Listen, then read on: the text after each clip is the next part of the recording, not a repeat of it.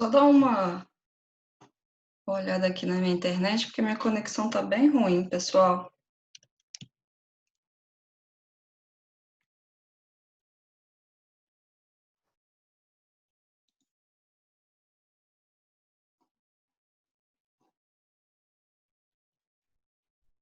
Ei, Paulo, boa noite. Oi, Pri, boa noite. Tudo bem? Tava dando uma olhada aqui na minha internet, que minha conexão tá bem ruim. Tá aparecendo direitinho para você?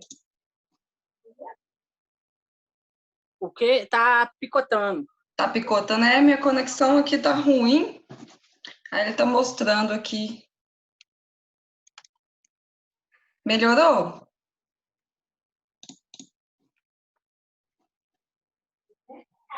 Melhorou aí para você, Paulo? Melhorou. Tá. Essa última live de hoje, eu vou pegar aí as aulas que foram trabalhadas com você, os assuntos, né?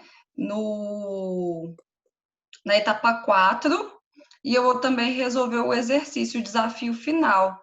Você chegou a tentar resolver ele? Oi. Você fez hoje? Eu fui começar, aí eu falei assim, eu fiquei com dúvida já numa questão de primeira, eu falei assim, vou esperar para Ah, fazer junto. então tá. Eu já resolvi ele, aí ao final eu trago ele aqui, compartilhar a tela e faço junto com vocês. De qualquer forma, se a live cair, eu já mandei o novo link, tá? Aí não vai demorar muito para a gente poder retornar, não.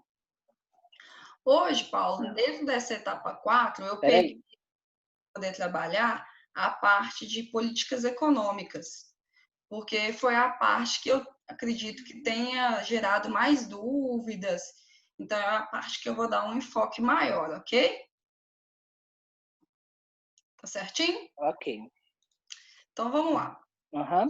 Quando eu falar de políticas econômicas, toda vez que vocês verem esse termo, vocês entendam como política econômica todas as ações que um governo de um país planeja para movimentar a economia. É através das políticas econômicas que o governo busca melhorar a economia do país. E aí, dentro dessas políticas econômicas, nós temos três subdivisões. Temos as políticas monetárias, as políticas fiscais e as políticas cambiais. Então, entendam que, se fosse um organograma, o topo do meu organograma eu tenho a política econômica, tá? É a forma que o governo busca de movimentar a economia, de melhorar a economia dele. Ok. Só que dentro desse termo principal, eu posso subdividir ele em três ramificações, que são aí as políticas monetárias, as políticas fiscais e as cambiais, tá bom? As políticas econômicas, elas podem ser trabalhadas de forma expansionista e de forma contracionista. Então, toda vez que eu quero trabalhar a política econômica de forma expansionista, eu vou mexer aí dentro da política monetária, dentro da política fiscal, dentro da política cambial, de forma a aumentar aí a circulação de moeda dentro da minha economia. Se for contracionista, eu vou mexer dentro da política monetária, fiscal e cambial com o intuito de diminuir a circulação de moeda, tá? Quando o governo decide trabalhar suas políticas econômicas de forma expansionista, ele toma uma série de medidas visando o aumento da economia. Já quando ele trabalha de forma contracionista, né, toda vez que você vê contracionista, você pensa de forma restritiva. Ele visa a diminuição da economia. Dentro disso, você acredita aí, Paulo, que eu posso trabalhar com uma política econômica somente no formato expansionista? Somente para poder, com o intuito de crescer a economia, só com o aumento da economia? Você acha que eu, governo, posso trabalhar somente dessa forma? Eu acho que não. Não, né? A gente tem que trabalhar com Acho que equilíbrio. não. Vai ser sempre com equilíbrio.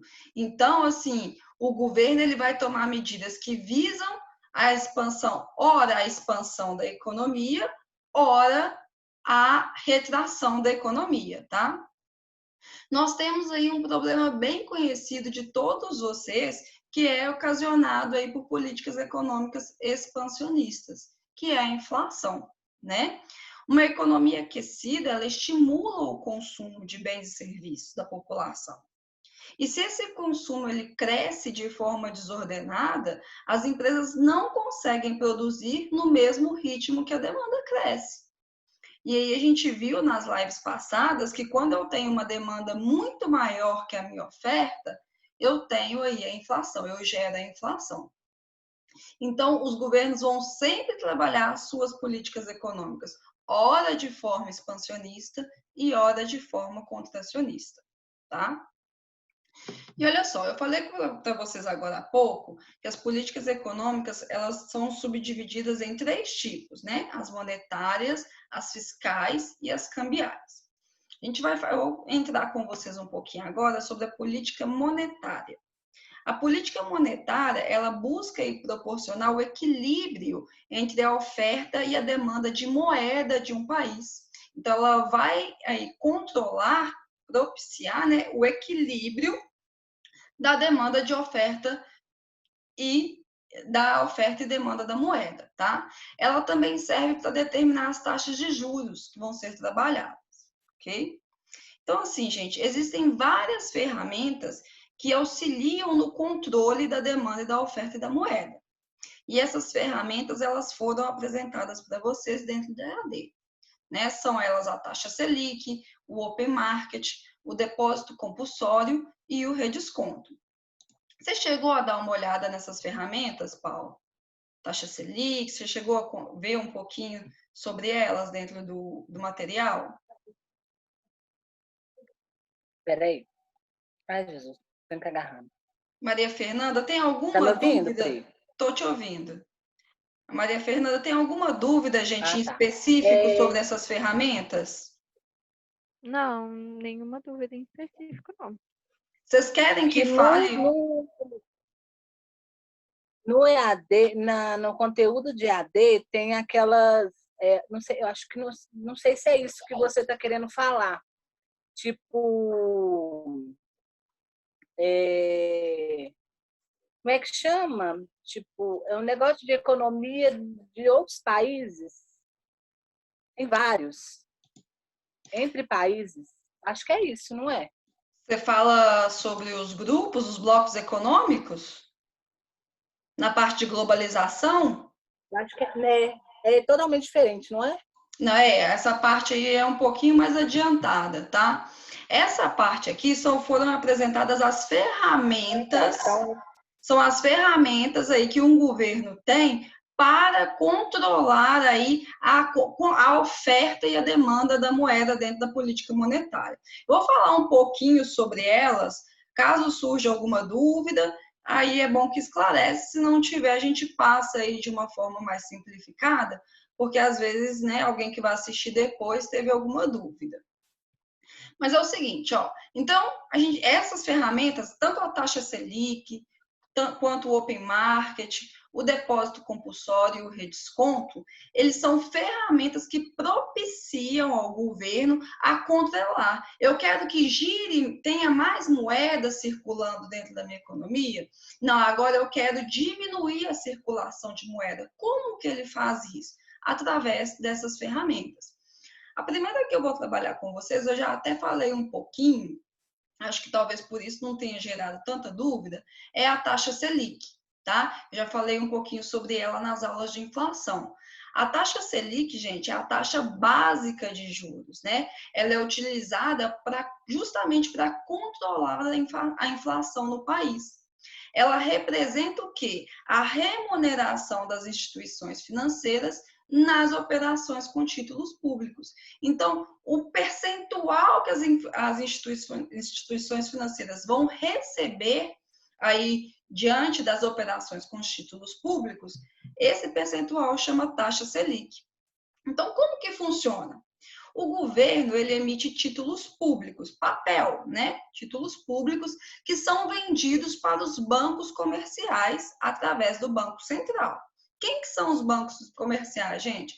Itaú, Santander, Bradesco, estes são os bancos comerciais. Então, o Banco Central, ele vende para esses bancos, perdão, o Banco Central vende para os bancos comerciais títulos públicos. Beleza. A taxa de juros que o Banco Central paga para os bancos comerciais quando eles compram esses títulos é chamada de taxa Selic. Então, o Banco Central, ele vira aí para o, por exemplo, o Banco Central, ele vira para o Itaú e fala assim, ó, Itaú, aqui estão os meus títulos públicos. Investe aí, sei lá, 100 mil reais nesses títulos públicos, que eu vou render para você aí 2%. A minha taxa Selic vai ser de 2%. Aí o Itaú vem e fala assim, não, beleza, vou lá e vou comprar título público do governo. O Santander faz a mesma coisa, os outros bancos fazem a mesma coisa, ok? Quando o governo percebe que a inflação do país está subindo, ele diminui a taxa Selic. Então, ele fala assim, o Itaú, eu não vou te pagar mais 2% por esses títulos, não. Agora eu vou te remunerar somente 1%. Com isso, ele induz os bancos comerciais a comprarem menos títulos públicos. O que é que o banco comercial pensa? Pô, está me rendendo bem menos.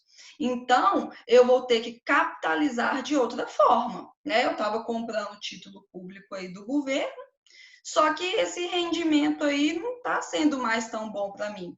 O governo, ele abaixou a taxa Selic, ele está me remunerando com um percentual menor. Então, eu vou ter que capitalizar de outra forma. O que é que os bancos comerciais fazem?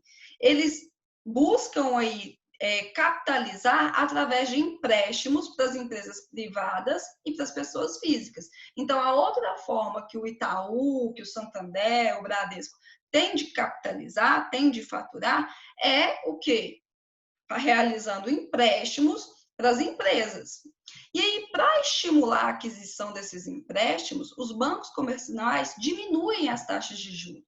Tá? Então, ele vira e fala o seguinte, ó, eu vou diminuir aqui o empréstimo, a taxa de juros do empréstimo para a empresa privada, porque eu quero estimular que elas façam empréstimo comigo, porque aí eu vou ganhar no volume, eu vou conseguir capitalizar de outra forma e eu vou recuperar aí o meu rendimento, já que a taxa Selic, os títulos públicos estão me rendendo menos. As empresas privadas, por sua vez, gente, aproveitam essa queda na taxa de juros e começam a pegar mais empréstimos para investir na produção. A empresa privada olha e fala assim, ó, a taxa de juros do empréstimo está pequenininha. Eu vou pegar empréstimo e vou investir aqui na minha produção. Esse aumento de capital dentro da empresa privada faz com que elas o quê? Elas possibilita que elas abaixem o preço do produto final. Para quê? Porque aí ela estimula a população a comprar. Então, o que a empresa faz? Ó, peguei o empréstimo e agora eu tenho um capital de giro, eu tenho uma quantia, eu tenho um capital bacana aqui dentro da minha empresa. Estou pagando um pouquinho de juros, o Itaú está me cobrando só um pouquinho. O que eu vou fazer? Eu vou abaixar o preço do produto final, porque aí eu vou estimular a população a comprar e aí eu vou ganhar no volume.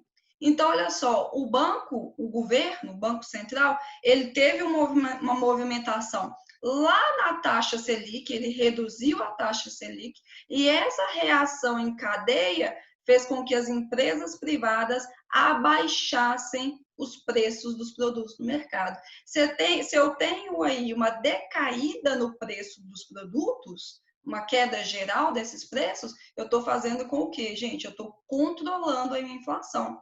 Porque a inflação não é um aumento generalizado dos preços? Então, olha só, uma movimentação do governo lá na taxa Selic, lá na taxa de títulos públicos que ela remunera os bancos, fez com que lá no final, lá na ponta da cadeia, houvesse aí uma diminuição dos preços dentro da economia. Então, é uma das formas que o governo tem aí de controlar o dinheiro, de controlar a inflação.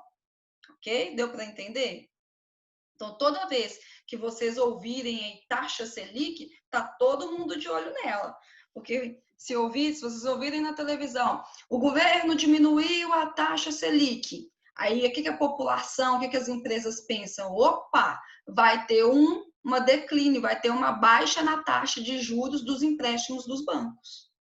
O governo aumentou a taxa Selic. Opa, os bancos, eles vão começar a cobrar mais nos juros, então vai ficar mais difícil o empréstimo para mim, ok? Ô, Pri, você vê muito isso, falar em taxa Selic nos bancos digitais. E isso, ela interfere bastante, né? Na verdade, ela interfere nos bancos. Ela interfere nos bancos como um todo. Mesmo os bancos. Não entendi, Paulo.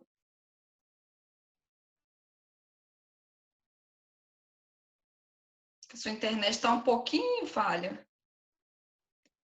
Maria Fernanda, foi só o Paulo que travou?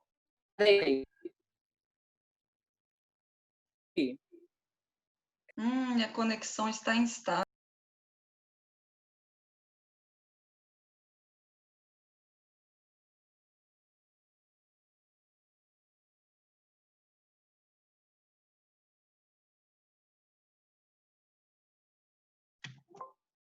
Voltou aí para vocês? Voltou. Parece que a conexão aqui de casa que não está muito boa, gente. Eu até conversei ali com meu marido, pedi para ele não utilizar a internet.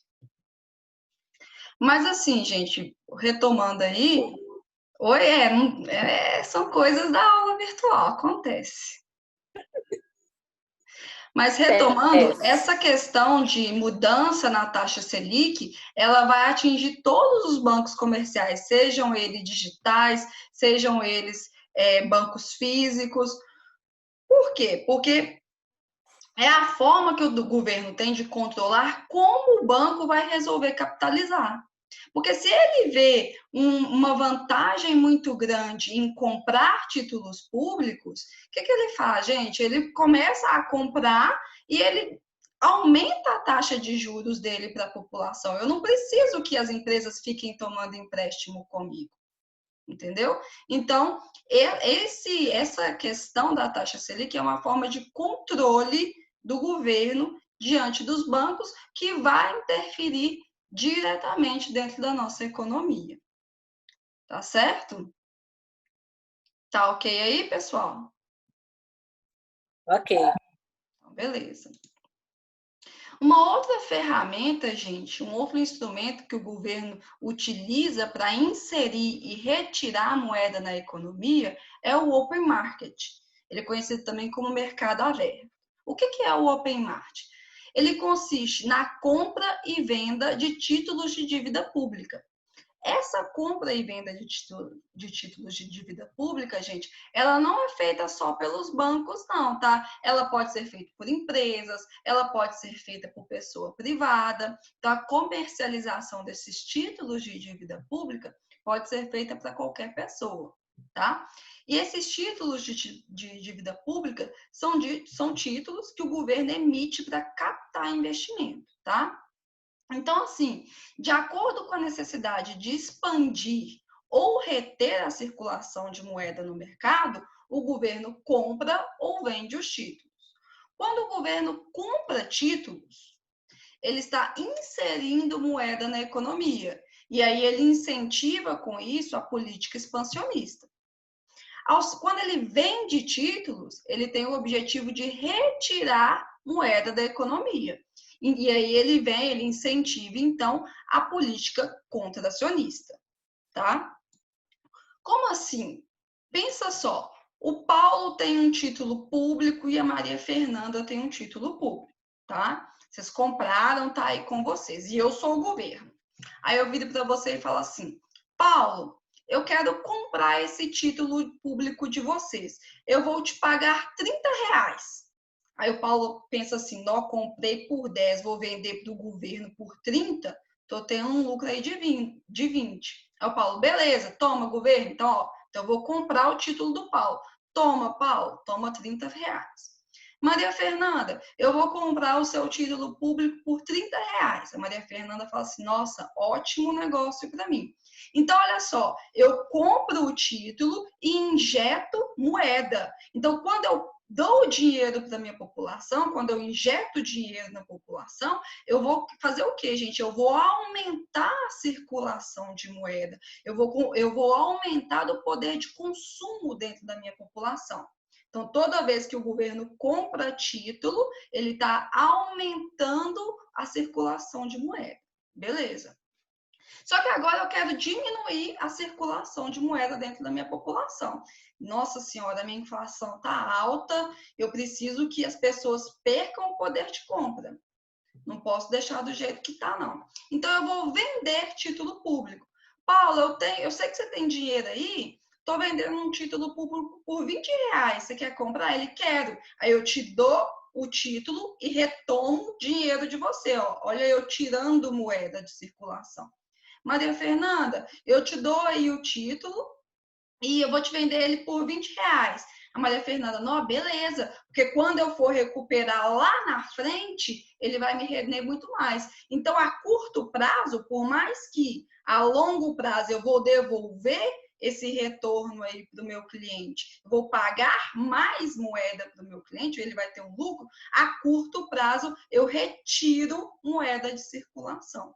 Então, a compra e venda de títulos públicos, títulos da dívida pública, feita aí dentro do Open Market, o Open Market é isso, é a operação de compra e venda desses títulos públicos com o governo, ou ela também é uma ferramenta que ele controla a circulação de moeda. Se ele quer que ele circula mais moeda, ele compra título público. Se ele quer que circula menos moeda, ele vende título público.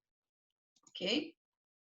Ainda dentro da política monetária, gente, outra ferramenta que o governo utiliza para controlar a quantidade de dinheiro, observem que essas ferramentas são todas ferramentas que possibilitam o controle da quantidade de dinheiro, da circulação de dinheiro dentro da economia.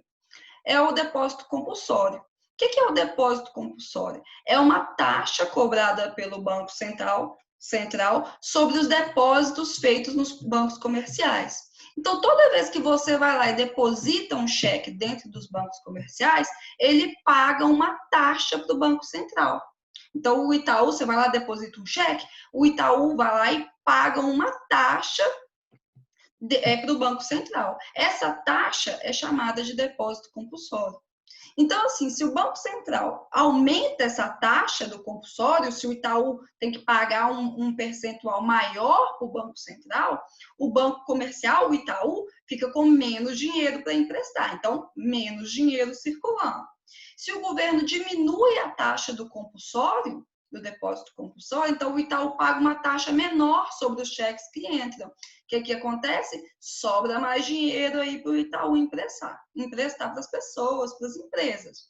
Então, o governo, com isso, aumenta a circulação de moeda dentro da economia. E, por fim, gente, dentro da política monetária, nós temos aí o redesconto. O que é o redesconto? É a concessão de empréstimo pelo Banco Central para os bancos e as instituições financeiras que estão com pouco dinheiro em caixa, tá? Então, assim, a linha de empréstimo que o Banco Central tem para os outros bancos é chamada de redesconto, tá? Ele também é considerado uma ferramenta da política monetária. E é o seguinte, se o Banco Central aumenta a taxa de redesconto, ou seja, ele empresta dinheiro para os bancos com uma taxa de juros mais alta, os bancos comerciais ficam com menos dinheiro para emprestar à população. Então, reduz a quantidade de moeda. Por outro lado, quando o Banco Central reduz a taxa de redesconto, ou seja, ele empresta dinheiro para o Itaú, por exemplo, com uma taxa de juros mais baixa, o Itaú fica com mais dinheiro para emprestar à população. Assim, ele aumenta a quantidade de moeda em circulação. Então, essas ferramentas possibilitam o governo ter um certo controle da quantidade de moedas girando aí dentro da economia. Então, ele olha muito a inflação subindo, eu vou fazer isso. Eu quero que as pessoas consumam mais, eu vou fazer eu vou tomar essa atitude. Eu quero que as pessoas consumam menos, eu vou tomar aquela atitude. São todas ferramentas que o nosso gestor, né, que o nosso governo tem para aí controlar a política, a circulação de moeda dentro do país. Deu para entender? Tem alguma dúvida? Podem falar, por favor. Não, ficou não. Não. Uma dúvida. Não, aqui para mim deu que a internet está instável, mas aí para vocês tá ok, né? Tá tranquilo. Então tá. Nossa senhora, vocês viram quase que meu copo caiu. Está bom. Falha nossa. Bom, gente, a outra política... Gravado aí. A gente já falou aí, ó, eu tenho a política econômica. Dentro da política econômica, a gente conversou agora sobre o meu primeiro bracinho, que é a política monetária. Tem o meu segundo bracinho, que é a política fiscal. A política fiscal, gente, nada mais é que o planejamento orçamentário do governo. Então, quando o governo gasta mais do que ele recebe, ele possui um déficit fiscal. Quando ele recebe mais do que gasta, ele possui um superávit. Então, quando as receitas do governo são maiores que as despesas, ele possui um superávit. Tá? Quando o governo ele está em uma situação na qual existe um superávit, o que acontece com ele? É igual a gente, quando a gente tem uma receita boa, ele pode gastar mais. Né? A gente pode gastar, a gente aumenta as nossas quantidades de gastos. E aí, gente, ele pode gastar com infraestrutura, ele pode gastar com investimento em educação, ele pode gastar com investimento em saúde, ele pode pagar uma parte da dívida pública, ele pode aí ter uma série de gastos. Além de poder gastar mais, ele também, quando ele possui aí um superávit, ele também pode trabalhar aí com a redução de impostos, tá? E isso, essa redução de impostos, traz um aquecimento da economia. Porque quando reduz impostos, pensa, pagando menos impostos, as famílias possuem mais renda disponível para consumir, né? Então, elas também vão gastar mais. Então, gente, e qual o cuidado que ele tem que tomar? Inflação. Se eu aumento o poder de consumo da minha população, eu tenho que estar com o olho aberto aí para a minha taxa de inflação. Tá? Porque se as famílias têm mais dinheiro porque pagam menos impostos, elas tendem a consumir mais. Se as empresas não dão conta desse aumento da demanda repentino, o que elas fazem? Quando a demanda é maior do que a oferta, eu tenho um aumento dos preços. Eu posso pensar aí no álcool gel. Não foi isso? Eu tinha muita demanda, muita gente querendo comprar, as empresas não conseguiram aí produzir de acordo com essa demanda. O que elas fizeram? Pegaram o preço do produto e inflacionaram esse preço desse produto, tá? E aí o álcool gel a gente estava comprando ele alguns dias atrás por R$50. Mas percebam que na aula de inflação eu já falei isso com vocês. Quando a gente fala que teve um aumento na inflação, gente, eu não estou falando do aumento do preço de um produto. Tá? Eu posso falar assim, nossa, esse produto está com o preço inflacionado, ok. Mas quando você fala de um aumento da inflação do país, eu estou falando de um aumento generalizado dos preços. Então, o álcool gel sofreu aumento, o arroz sofreu aumento, o gás sofreu aumento, a manicure sofreu aumento, é um aumento generalizado, ok? Então, gente, ele tem que tomar muito cuidado também quando ele resolve mexer na tributação, tá? Se um governo, vamos supor, considera a economia do país dele estabilizada, ou seja, ele teve aí um superávit, e ele quer aí impulsionar o crescimento, o que ele faz, gente? Ele toma medidas para aumentar os gastos dele e diminuir os impostos. Então, o que o governo faz? Olha, eu quero aí impulsionar o crescimento, eu quero que as pessoas comprem mais. Eu vou aumentar os meus gastos enquanto governo e vou diminuir os impostos da população. Uma das formas que o governo tem de aumentar os seus próprios gastos é investir em obra pública. Ele vai começar a fazer obra. Isso, quando ele aumenta os gastos, ele impulsiona aí o nível de emprego. Se ele começa a fazer obra, cadê a construção civil crescendo, empregando mais pessoas? E, consequentemente, ele aumenta o consumo da população, tá? Novamente, pessoal, tem que se tomar muito cuidado com o impacto que isso vai causar aí dentro da economia. Tem que ficar de olho aí nas taxas de inflação, tem que ter um equilíbrio com essas atitudes que ele resolve tomar, tá? E, por fim, nós vamos falar aí da política cambial, tá? A política cambial, gente, é uma ferramenta que o governo consegue monitorar a relação entre a sua moeda e as moedas estrangeiras, tá? A política cambial, ela define as relações financeiras entre o país e o resto do mundo. Por quê? Porque a taxa de câmbio, ela reflete aí nos preços dos produtos que o país importa e exporta e influencia os demais preços da economia. Se eu estou importando aí e a minha taxa de câmbio, vamos supor, que o dólar está alta, poxa, eu vou comprar caro e vou ter que vender. E como é que vai ser a venda para a gente? Ele vai repassar isso, não é isso? A taxa de câmbio é a relação entre as moedas de dois países. Então, ela reflete o preço de uma moeda estrangeira em unidades da moeda nacional. Por exemplo, eu vou lá e vou falar assim, qual que é o preço do dólar? Eu acho que o dólar... Ai, gente, eu acho que o dólar comercial, ele tá quase R$5, né? Não sei se vocês têm essa informação, mas acho que ele tá quase R$5. Então, pensa só, eu sou uma empresa e eu tenho que importar produtos, eu tenho que importar matéria-prima. Pô, se o dólar está R$5, vai interferir diretamente no preço final que eu vou botar lá no meu produto. Por quê? Porque eu vou comprar muito caro. Então, eu vou ter que aumentar o preço final. Oi? Tá quase R$6, 5,72. Mas é porque tem o dólar comercial e tem o de turismo. Eu tô olhando o comercial. 5,72? Isso. Tá altíssimo. Imagina só, eu já trabalhei uma vez numa empresa que ela mexia com CFTV, né? Aquele circuito interno. E pensa só, gente, se eu tenho que comprar uma câmera, e essa câmera é aquela câmera de segurança, né? Eu tenho que importar, eu compro ela lá da China, vamos supor. Então, quando eu compro, eu tenho a moeda, o dólar vai influenciar? Vai. Por quê, gente? Porque para cada um real, quanto que vale, gente? O dólar, 5 e sei lá quanto que o Paulo falou. Vai ficar muito caro, é ou não é? Então, pensa só, $160, vamos supor minha câmera, com a taxa aí de 5 e pouco. Então, uma câmera que antes custava aí, sei lá, quando o dólar era 2,30, eu já vi o dólar 2,30.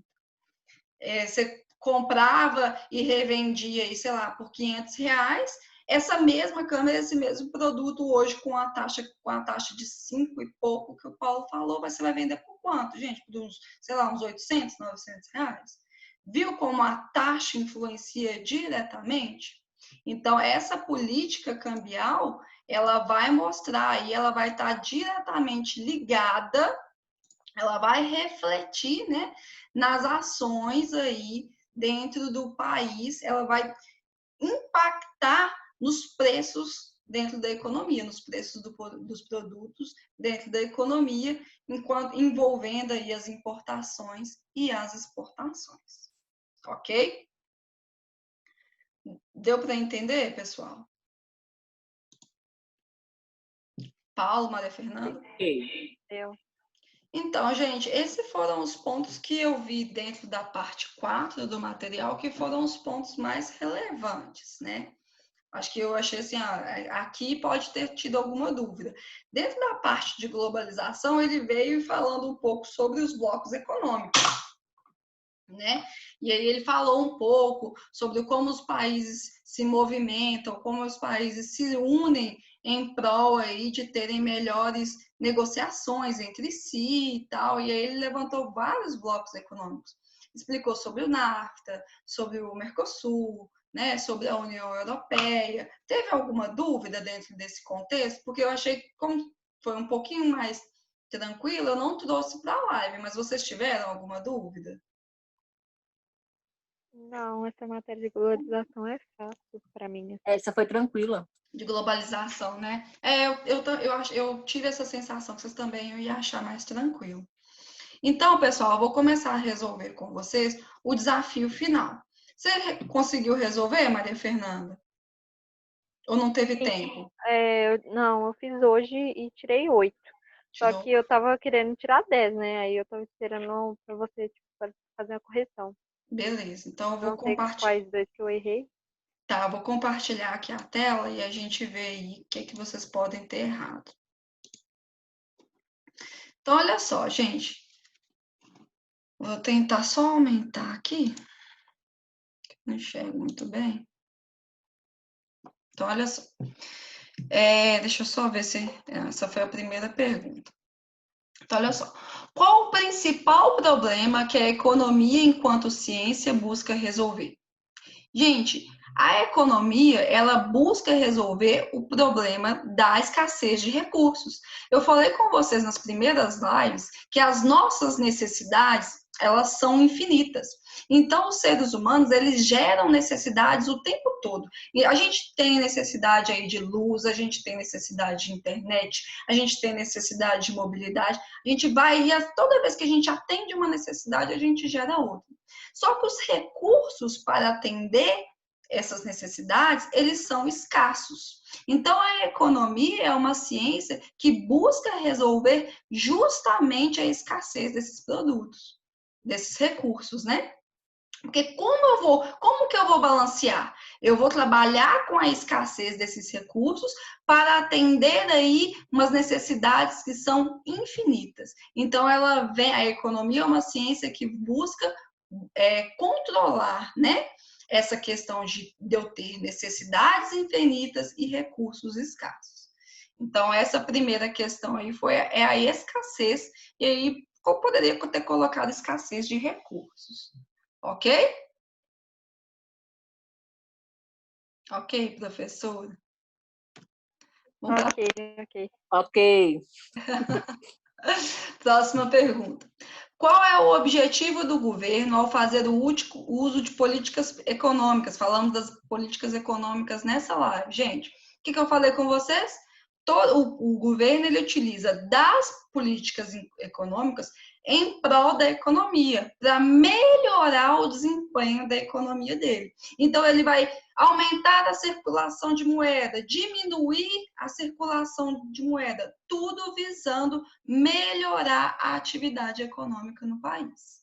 Ok? É para isso que o mecanismo das políticas públicas servem aí dentro de um governo.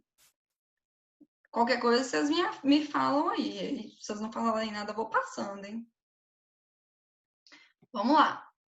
Qual alternativa não pertence ao campo do estudo da macroeconomia? Macroeconomia, visão ampla dentro de um país, né? Então, a inflação faz parte da macroeconomia, desemprego, taxa de juros, nível de produção dos meus bens e serviços, tudo isso está dentro da macroeconomia. Quem que olha aí o comportamento dos indivíduos, das famílias, da empresa, é quem, gente? A microeconomia.